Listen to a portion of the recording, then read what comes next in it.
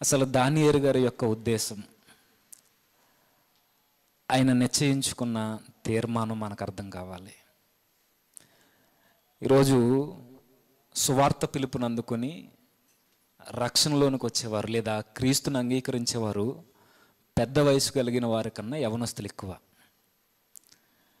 సువార్త వినబడినప్పుడు దానికి ప్రతిస్పందనగా దేవుని మాట వారి హృదయాల్ని తాకినప్పుడు వెంటనే పొడవబడి దేవుణ్ణి అంగీకరించిన వారు, క్రీస్తు యొక్క రక్తంలో తమ వస్త్రాలను ఉదుక్కోవడానికి ఇష్టపడేవారు ఈరోజు నేటి కాలంలో యవనస్తులు ఎక్కువ, ప్రతి తరంలోనూ యవనస్తులు ఎక్కువ. విషయం ఏంటంటే, ఎంత త్వరగా అయితే ప్రభువుని అంగీకరిస్తారో అంతే త్వరగా మరలా లోకంలో కలిసిపోయేవారు కూడా యవనస్తులే ఎక్కువ. దేవుణ్ణి అంగీకరించేవారు వారే ఎక్కువ, దేవుని నుండి తొలగిపోయే వారి సంఖ్య కూడా వారిదే అధికం. అయితే అసలు ఎందుకు మనం పడిపోతున్నాం? చాలా త్వరగా ప్రభువుని స్వీకరిస్తాం, చాలా త్వరగా ప్రభు కార్యక్రమాల్లో మన చేతులు ఉంటాయి, ఎంతో నిష్టగా జీవితాన్ని కట్టుకుంటాం. అయితే ఇలా కొద్ది రోజులు గడిచేసరికి మరలా అంతే త్వరగా, అంతే ఆవేశంగా, అంతే స్పీడ్గా మరలా లోకంలోనికి వెళ్ళిపోతాం. ఎందుకు ఇలా జరుగుతుంది అన్నది మన అందరికీ తెలిసిన విషయమే. సరి అయిన వేరు మనలో లేకపోవడం. యేసుక్రీస్తు వారు ఉపమానం చెబుతూ, మంచి నేలను పడిన విత్తనాలను పోలి లేని వారందరూ త్వరగా గతించిపోవడానికి, త్వరగా లోకానికి మరలా వారి జీవితాలను దగ్గర చేయడానికి ఆస్కారం ఉంది. అట్టి జాబితాలో ఉన్నవారు కూడా యవనస్తులు ఎక్కువ. అయితే ఎందుకు మనం అంత త్వరగా వెళ్ళిపోతున్నామంటే, ఒకటి, ప్రభువు చెప్పినట్టుగా లోతైన వేరు కలిగి ఉండకపోవడం. రెండు, మన జీవితాల పట్ల మనకి ఒక తీర్మానం లేకపోవడం. మన ఆత్మీయ జీవితాన్ని బట్టి మన మనస్సుకి లేదా మన దేహాల్ని మనం అపవిత్రపరచుకొనకూడదు అనే ఒక నిశ్చయత, తీర్మానం మనకు లేకపోవడం. మరి అది ఎలా ఉండాలి అని అంటే, ఇంకో దానియేలు గారి జీవితంలో మనకు స్పష్టంగా కనబడుతుంది. సందర్భం మనకు తెలుసు. యూదుల్లో నుండి బబులోను చెరకు వెళ్ళిపోయిన తర్వాత ఆ యూదుల్లో ఉన్న బాలురులో కొంతమంది బాలురు దానియేలు, తన ముగ్గురు స్నేహితులు. ఈ ముగ్గురు స్నేహితులు, దానియేలు, ఈ నలుగురు వాళ్ళు చాలా అందంగా కనబడేవారు, చాలా జ్ఞానవంతులు, అన్ని విధాల వారు ఒక రాజుకి కావలసిన ఒక యోధుల్లా కనబడే ఒక యవన దశలో ఉన్న బాలురు. సుమారుగా వారి వయసు 15, 16, 17, 18. అంటే టీనేజ్లో ఉన్న యవనస్తులు. నిజంగా దానియేలు కోసం మనం మాట్లాడుకోవడం స్టార్ట్ చేస్తే వృద్ధాప్యం కొరకు మాట్లాడుకున్న తరగని చరిత్ర మనకు కనబడుతుంటుంది, మన జీవితాన్ని ప్రశ్నిస్తూనే ఉంటుంది.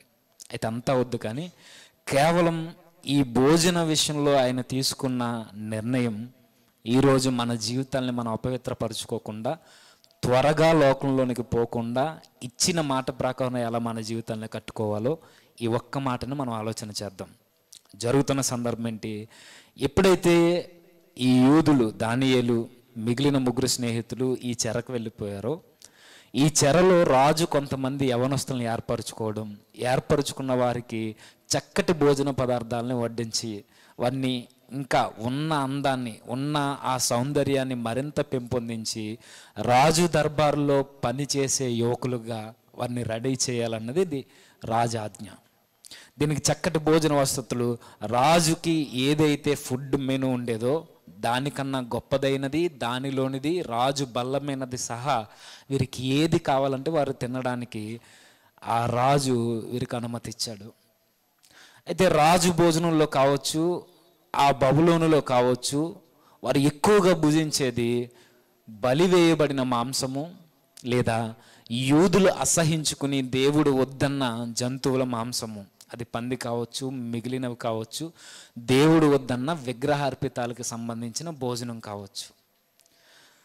ఒక విధంగా అవి తీసుకుంటే ఏమవుద్దంటే, దేవుడు చెప్పాడు పాత నిబంధనలో, అది తీసుకోవడం వల్ల తన దేహాన్ని, తమ మానసిక పరిస్థితిని, దేవుని ఎడల వారి జీవితాన్ని, ఆత్మీయ జీవితాన్ని అపవిత్రపరచుకోవడం అవుద్ది. ఇది యూదులకు నియమం, కట్టడ, ఆజ్ఞ. విగ్రహాల జోలికి కానీ, అశ్లీలత జోలికి కానీ, ఇంకా మద్యపానం జోలికి కానీ పోకూడదన్నది దేవుని ఆజ్ఞ. ఈ ఆజ్ఞలు ఎరిగిన యవన బిడ్డలు ఈ నలుగురు, మనకి కావాల్సిన వ్యక్తి దానియేలు గారు. అయితే ఈ నలుగురు ఈ ఈ దానియేలు గారు ఎప్పుడైతే వారి ఎదురుగా ఈ భోజనం వస్తుందో, ఎప్పుడైతే ఈ ఆజ్ఞ రిలీజ్ అయిందో, వెంటనే వీరు తీసుకుంటున్న నిర్ణయం ఈరోజు మన జీవితాల్లో మనం తీసుకోవాల్సిన నిర్ణయం. ఏం జరుగుతుంది?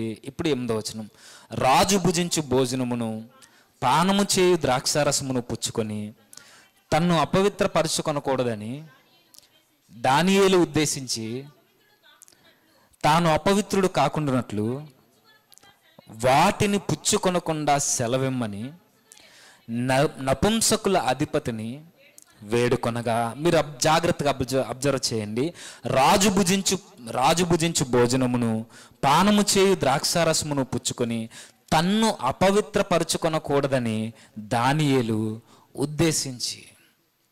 అంటే దానియేలు గారి యొక్క తీర్మానం, ఆయన నిశ్చయత లేదా ఆయన డిసైడ్ అయింది, ఆయన మనసులో ఉన్నది చాలా స్పష్టంగా ఈ గ్రంథకర్త మనకు తెలియజేస్తున్నారు. ఏమని? దానియేలు ఒక నిర్ణయానికి వచ్చాడట.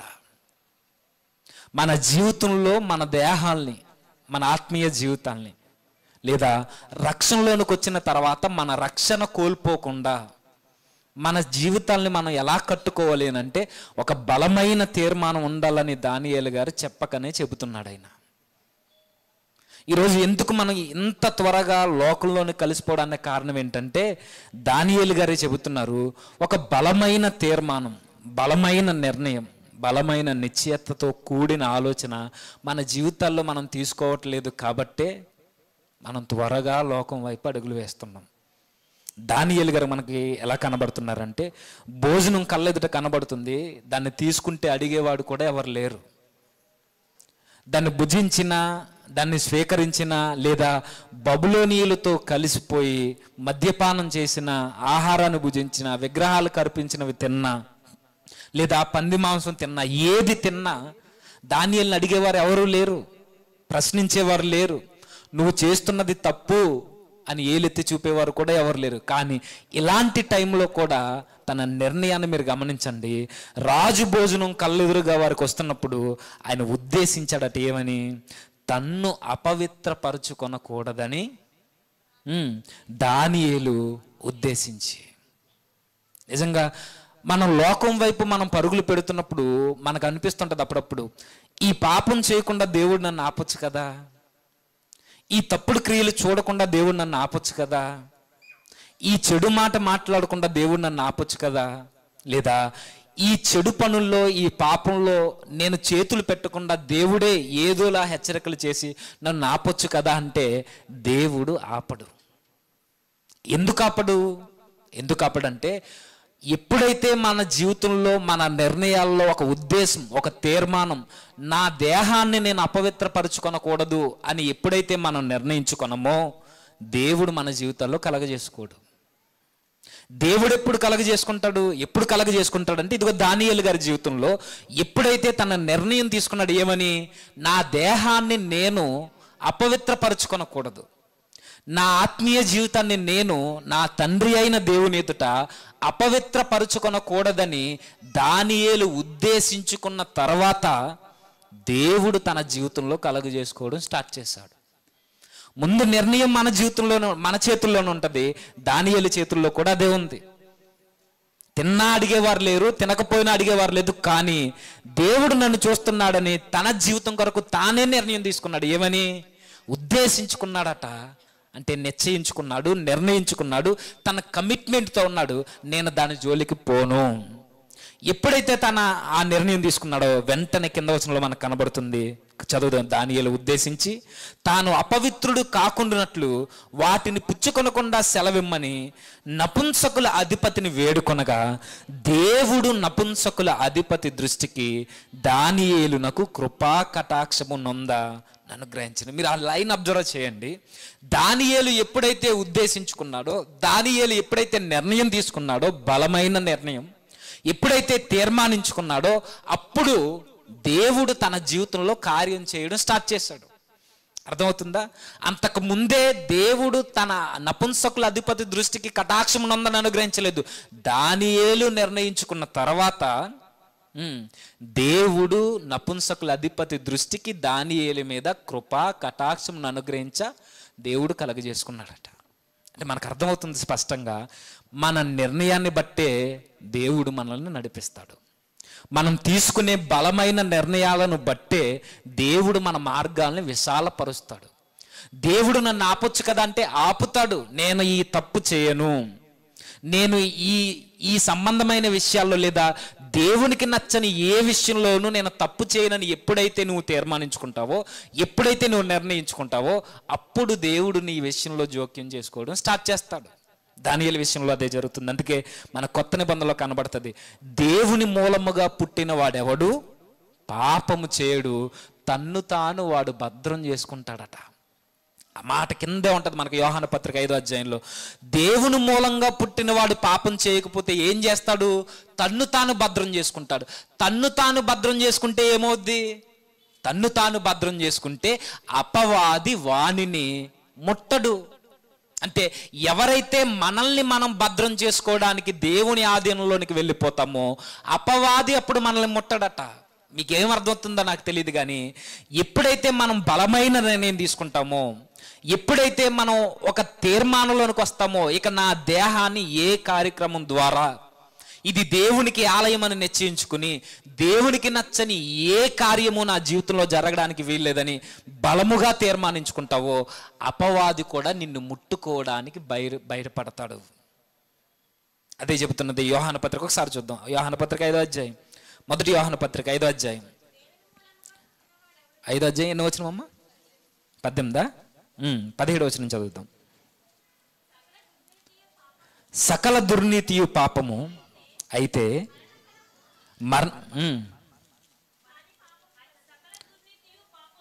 చదవండి. అయితే మరణకరము కాని పాపము కలదు, దేవుని మూలముగా పుట్టిన వాడెవడును పాపము చేయడని ఎరుగుదుము. దేవుని మూలముగా పుట్టినవాడు తన్ను భద్రము చేసుకొనును గనుక దుష్టుడు వానిని ముట్టడు. ఎంత క్లియర్గా చెప్తున్నాడండి. ఎప్పుడైతే దేవుని మూలంగా రక్షింపబడతామో, బలమైన వేరు కలిగి పునాది వేయబడతామో, ఆ దేవుని మూలముగా పుట్టిన కుమారులమైన మనము ఎప్పుడైతే మనల్ని మనం భద్రం చేసుకోవడానికి నిర్ణయం తీసుకుంటామో అపవాది వాడిని ముట్టడట. నిజమే కదా? దేవుని మూలంగా పుట్టినవాడు తన భద్రం చేసుకొనును, దుష్టుడప్పుడు వాడిని ముట్టడంటే మన తీర్మానము అపవాది యొక్క అసమర్థత అని మనకు అర్థమవుతుంది. మనం తీర్మానించుకునేదే, మనం నిర్ణయించుకునేదే, మన జీవితాల పట్ల మనం భద్రం కలిగి మనం తీసుకునే నిర్ణయాలే అపవాది అసమర్థతకు కారణమవుతుంది. ఈ లైన్ బట్టి మనకు అర్థం కావాలి. అంటే మనం కొన్ని విషయాల్లో చాలా కఠినమైన తీర్మానాలు తీసుకోవాలంటే బైబిల్ చెబుతుంది ఖచ్చితంగా బలమైన నిర్ణయాలు తీసుకోవాలి. అవి దేని కొరకు చూద్దాం ఒకసారి, ముగిస్తాను. ఇక మొదటి కొరింథీ పత్రిక 6వ అధ్యాయం, మొదటి కొరింథీ పత్రిక 6వ అధ్యాయం 18వ వచనం. మొదటి కొరింథీ పత్రిక 6వ అధ్యాయం 18వ వచనం.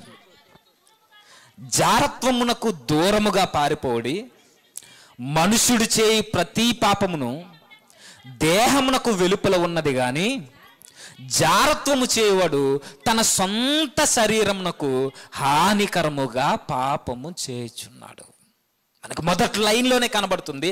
మన దేహాన్ని మనం అపవిత్రపరుచుకోకుండా ఉండేది మొట్టమొదటిగా మనం తీసుకునేది లైంగిక పరమైన అవినీతికి దూరంగా ఉండడం. అది జారత్వం కావచ్చు, అశ్లీలతకు సంబంధించిన చిత్రాలు కావచ్చు, మోహానికి సంబంధించిన చూపు కావచ్చు, అది ఏదైనా కావచ్చు.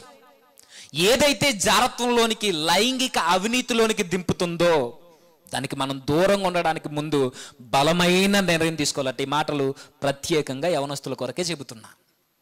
ఎందుకంటే త్వరగా వస్తున్న మనము అంతే త్వరగా లోకంలోనికి పోతున్నాం కాబట్టి పౌలు గారే మనకు చెప్తున్నారు, మన దేహం దేవునికి ఆలయం కాబట్టి ఈ దేహాన్ని అపవిత్రపరిచేది జారత్వం, లైంగిక అవినీతి. మిగతావన్నీ దేహానికి బయట ఉన్నాయట, కానీ ఈ లైంగిక పరమైనవి, ఈ ఆలోచన పరమైనవి, దేహాన్ని అపవిత్రపరిచేవన్నీ మనలో నుండి బయలు వెళ్తున్నావట. అదే చెప్తున్నాడు, జారత్వమునకు దూరంగా పారిపోడి మనుషుడు చేయి ప్రతి పాపము దేహానికి వెలుపల ఉందట, కానీ ఈ లైంగిక పరమైనది మాత్రం దేహంలో ఉందట. అంటే ఈ నిర్ణయాలు మనం ఎలా తీసుకోవాలంటే పౌలు గారు చెప్తున్నారు, ముందు మీకు ఒక కమిట్మెంట్ ఉండాలి. ఈ దేహం దేవునికి ఆలయం, ఈ దేహం నా సొత్తు కాదు. కింద అదే చెప్తున్నాడు, మనము మన సొత్తు కాదు. మీరు మీ సొత్తు కారు, విలువ పెట్టి కొనబడిన వారు గనక మీ దేహముతో దేవుని మహిమపరచుడి. అంటే ఫస్ట్ మనకు ఉండాల్సిన కమిట్మెంట్, ఫస్ట్ మనం తీసుకోవాల్సిన తీర్మానం, నేను దేవునికి దూరం చేసే లేదా నా దేహాన్ని పాడు చేసుకునే ఏ అలవాట్లోనికి నేను వెళ్ళను. అది ఎంత కష్టమైనా, ఎంత భారమైనా, ఎంత బరువైనా నేను దాని జోలికి పోనను నువ్వు ఎప్పుడైతే తీర్మానం చేసుకుంటావో నీ వెనకే దేవుడు నిలబడి నీ మార్గాల్ని సరళం చేస్తాడు. లేదు నేను పదే పదే పడిపోతున్నావు అంటే ముందు మనలో సరి అయిన నిర్ణయం లేదు. అందుకే తిమోతికి పత్రిక రాస్తూ పౌలు గారు చెప్తారు, యవనేచ్ఛల నుండి పారిపో. చాలా మంది అనుకుంటారు, లేదు నేను పోరాటం చేస్తాను. దేని దగ్గర పోరాటం చేస్తావు? ఒక భక్తుడు ఎలా అంటాడు, లైంగిక పరమైన, జారత్వపరమైన, మోహం పరమైన ఏవైతే వ్యభిచార కార్యకలాపాలు ఉన్నావో, ఈ యవనేచ్ఛలు ఏవైతే ఉన్నావో వాటితో పోరాటం చేసి జయించాలనుకుంటే నీకంత అమాయకుడు ఎవరు లేరట. మరి విజయం ఎలా వస్తుంది ఆ విషయంలో అంటే, పౌలు గారు చెప్పింది పాటిస్తే విజయం వస్తుందట. పోరాడితే విజయం రాదు. ఏం చేస్తే వస్తుంది విజయం? పారిపోతే వస్తుంది. అందుకే పౌలు గారు డైరెక్ట్గా యవనస్తుడైన తిమోతికి, నీ యవనేచ్ఛల నుండి పారిపో.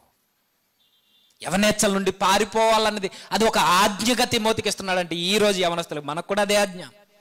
లేదండి నేను జయిస్తానండి, లేదండి నేను మొబైల్ అవి వస్తున్నా సరే కంట్రోల్ చేసుకుంటానండి. ఎవరు చేస్తాడు? ఎవరు చేసుకోగలరు? ఈ మానవ దేహంలో ఉన్న మనం ఖచ్చితంగా పడతాం. ఇది ఫస్ట్ ఒక నిర్ణయం ఉండాలి మన జీవితాల్లో, మన దేహాన్ని అపవిత్రపరచుకోకుండా. రెండేంటి? మన మనసుల్లో నుండి మన దేహాన్ని, మన ఆత్మీయ జీవితాన్ని, ఒక మాటలో చెప్పాలంటే అన్ని విధాలా దేవునికి దూరం చేసే కొన్ని ఆలోచనలు మనలో రేకెత్తుతుంటాయి. వాటన్నిటి నుండి కూడా మనల్ని మనం జాగ్రత్త పరచుకోవాలి. దాన్ని అన్నాడు, అపవిత్రమైన ఆలోచనలతో నా మనసుని నేను అపవిత్రపరచుకోకుండా ఉండాలి. అపవిత్రమైనవి ఏంటి? ఏవి అపవిత్రమైనవంటే, ఏ విషయాలు మనల్ని అపవిత్రం చేస్తాయంటే ఒకసారి చూద్దాం. ఫిలిప్పీలకు రాసిన పత్రిక, ఫిలిప్పీ పత్రిక 4వ అధ్యాయం 8వ వచనం. 4వ అధ్యాయం 8వ వచనం.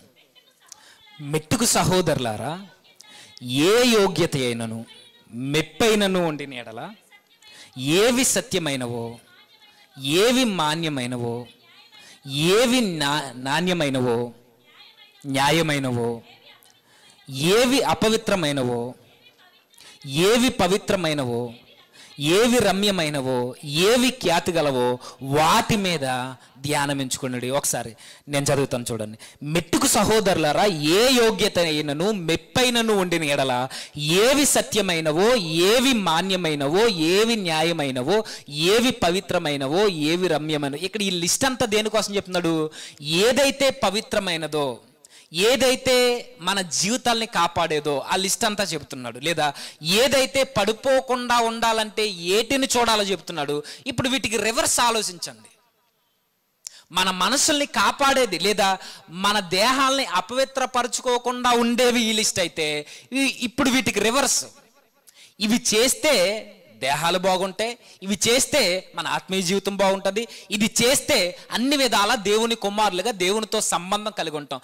ఇప్పుడు వీటికి రివర్స్ ఏంటి?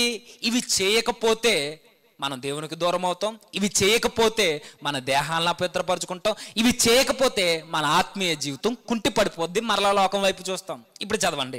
మెట్టుకు సహోదరులారా, ఏ యోగ్యత అయినను మెప్పైనను ఉండిన ఎడల ఏవి సత్యమైనవో చూడాలి.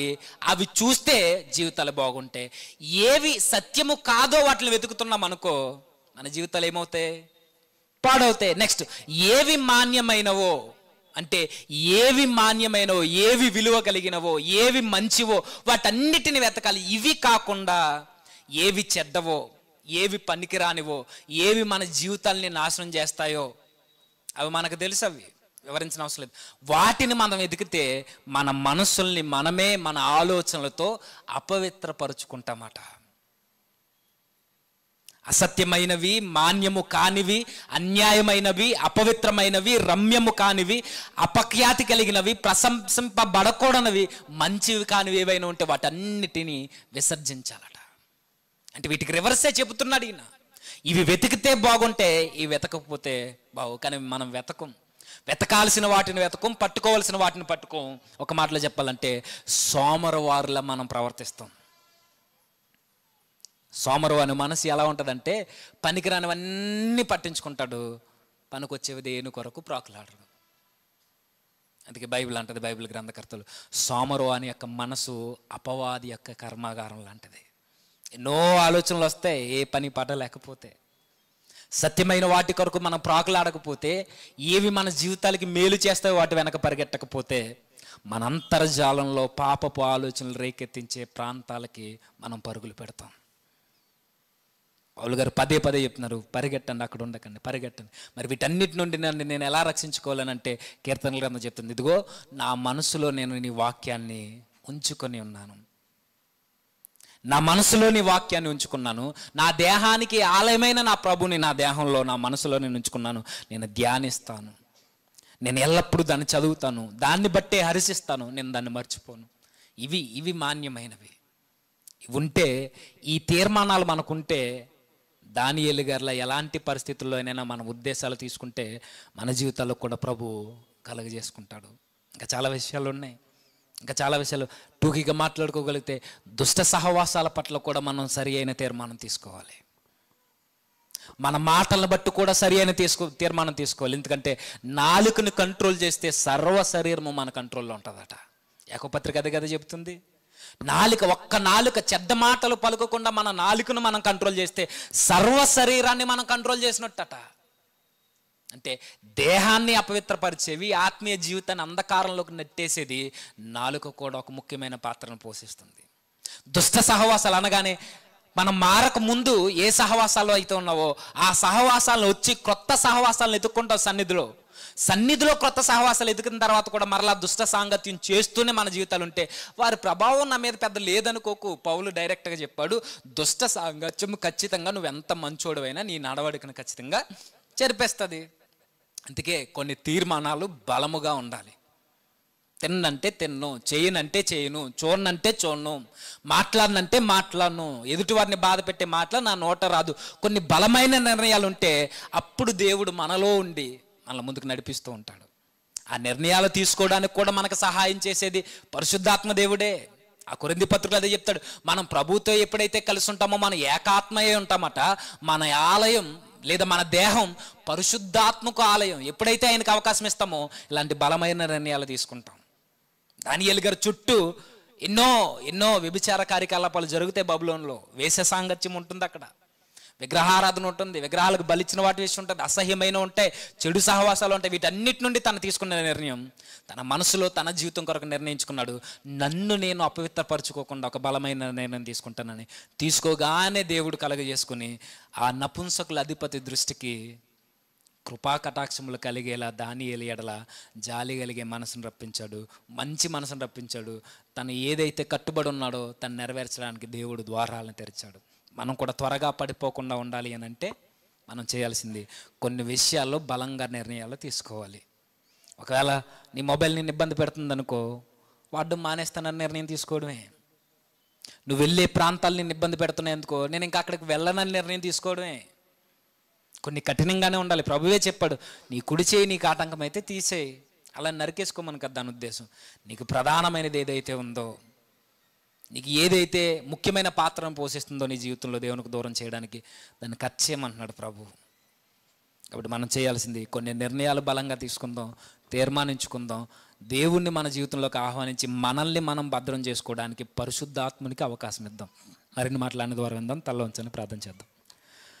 సర్వోన్నతుడా, సర్వాధికారి, కృపగల మా ప్రభువా, నిజమే తండ్రి, మేము ఎప్పుడైతే బలముగా నిర్ణయాలు తీసుకోగలమో, ఎప్పుడైతే తండ్రి ఇచ్చిన మాట ప్రకారం నిలబడతామని తండ్రి మేము విశ్వసించగలము, అప్పుడే ప్రభువా మీ కార్యాలు మా జీవితంలో జరుగుతాయి. తండ్రి అలా నిర్ణయాలు తీసుకోవడానికి మీ పరిశుద్ధాత్మ సహాయాన్ని అనుగ్రహించండి.